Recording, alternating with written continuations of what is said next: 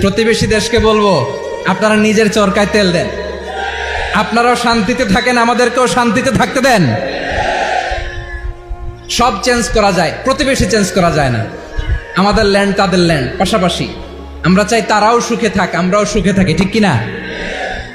কিন্তু প্রতিবেশী হলে বন্ধুত্বপূর্ণ আচরণ করতে হয়। প্রতিবেশী যদি বন্ধু না হয়ে প্রভু হতে চায়, এরকম দানব প্রতিবেশী কেউ চায় না।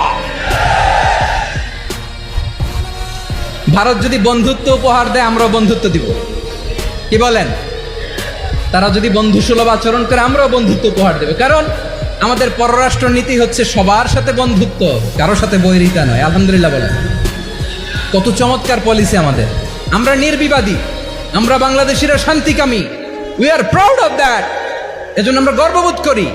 আমাদের পররাষ্ট্র নীতি সবার সাথে বন্ধুত্ব, কারোর সাথে শত্রুতা নয়। তাই প্রতিবেশী দেশকে বলবো, আমার ভাইয়েরা, আপনারাও আমাদের ভাই, বন্ধুত্ব দিলে বন্ধুত্ব পাবেন। বন্ধুত্ব ইজ ওয়েলকাম, দাদাগিরি নয়। বন্ধুত্ব ওয়েলকাম, দাদাগিরি নয়। Loud and clear. ভারত যদি বন্ধুত্ব দেখায়, বন্ধুত্ব পাবে।